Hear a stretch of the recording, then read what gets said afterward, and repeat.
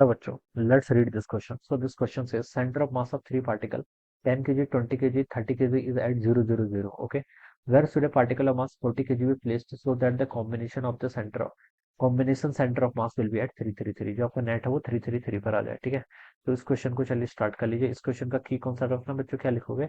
Centre of mass लिख लीजिए. ठीक है, centre of mass will be the key concept of this question. Centre of mass, ये क्या होगा इस क्वेश्चन का आपका की कॉन्सेप्ट. बच्चों सेंटर ऑफ मास देखिए हम कैसे कैलकुलेट करते हैं. सेंटर ऑफ मास देखिए आपको बताता है कि कोई जैसे आपके पास सिस्टम ऑफ पार्टिकल्स है, इनके डिफरेंट डिफरेंट पोजीशन वेक्टर हैं. ठीक है, ये मेरा कोऑर्डिनेट सिस्टम है मान लीजिए. ठीक है, ये कोई मास m1 है, ये आपका m2 है. ठीक है, this mass is m3. Alright, इनके कोऑर्डिनेट्स यहाँ पर वेक्टर मैंने ड्रॉ कर रखा है. ये आपका r1 वेक्टर है. ठीक है, m2 को जो रिप्रेजेंट कर रहा है वो आपका क्या है? R2 वेक्टर है. ठीक है, और ये R3 का पोजीशन वेक्टर आपका ये है, दिस इज R3. ठीक है, इसका सेंटर ऑफ मास देखिए वो होता है जो रिजल्टेंट बताता है. मान लीजिए यहाँ पर ये इसका सेंटर ऑफ मास है. ठीक है, तो मैं इसको ऐसे लिखूंगा. देखिए मान लीजिए ये सेंटर ऑफ मास आ रहा है. ठीक है, सेंटर ऑफ मास देखिए वो पॉइंट होता है जिसके अबाउट में कंसिडर कर सकता हूँ कि whole of the mass of the body to be concentrated at that point. ठीक है, इसको ऐसे लिखेंगे मैथमेटिकली. RCM देखिए किसके इक्वल होगा?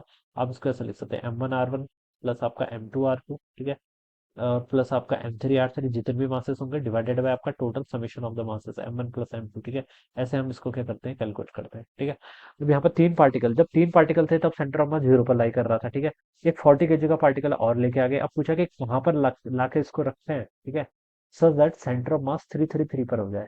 ठीक है, 333 पर हो जाए. 333 को देखो पोजीशन वेक्टर के फॉर्म में खोल लेते हैं, यानी कि 3 i cap plus 3 j cap plus 3 k cap पर हो जाना चाहिए. ठीक है, ये आपका RCM हो जाएगा. ठीक है, इसके कोऑर्डिनेट्स क्वेश्चन में गिवन कर रखे हैं. पहले तीन मासेस जब थे. ठीक है, M1 पहले का मास कितना है? 10 kg. इसका कोऑर्डिनेट्स कुछ होगा बच्चों, क्या है मुझे नहीं पता. मैं इसको ऐसे लिख लेता हूँ. चलिए, x1 i cap plus y1 j cap plus Z1 की कैप. क्या है मुझे नहीं पता, मैंने x1 y1 Z1 मान लिया. ठीक है, इसके कोऑर्डिनेट्स कितने हैं आपके? x1 y1 और Z1 मान लिए. ठीक है, सिमिलरली दूसरे के मैंने क्या मान लिए? दूसरा का मास कितना है? 20 kg. इसके x2 y2 Z2 है तो x2 i कैप. ठीक है, मैं पूरा एक्सप्लेन कर रहा हूँ इसको एक्सप्लेन करके. ठीक है, अदरवाइज इसको सीधे भी किया जा सकता है इस क्वेश्चन को. ठीक है, प्लस तीसरा मास आपका कितना है? 30 kg. इसके कोऑर्डिनेट्स देखिए क्या होंगे आपके?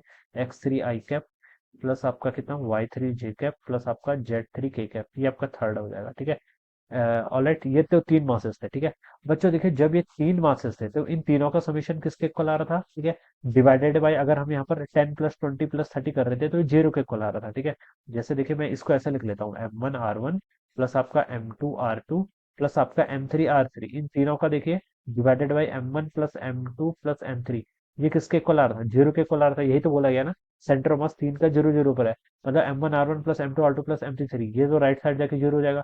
तो इसका मतलब है कि M1 R1 plus M2 R2 plus M3 R3 ये तीन किसके इक्वल है? 0 के इक्वल है. तो बेसिकली यही बोल रहा है, ये तीन जो अभी तक मैंने लिखे इन तीनों का समेशन 0 आ गया. ठीक है, प्लस चौथा मासेस और ऐड करना है 40 kg. ठीक है, इसके कोऑर्डिनेट्स बताने, चलिए मैंने इसको R4 लिख लिया. अब R4 को कैसे एक्सपेंड करेंगे आपको पता है, x4 plus y x4 i cap plus y4 j cap, ऐसे. ठीक है, ऐसे करेंगे. ठीक है, ये हो जाएगा. फिर मैंने चौथा ऐड कर लिया, whole thing divided by total mass. Total mass अब कितना हो गया? 10 + 20 30, 30 + 30 60, 60 + 40 कितना? 100.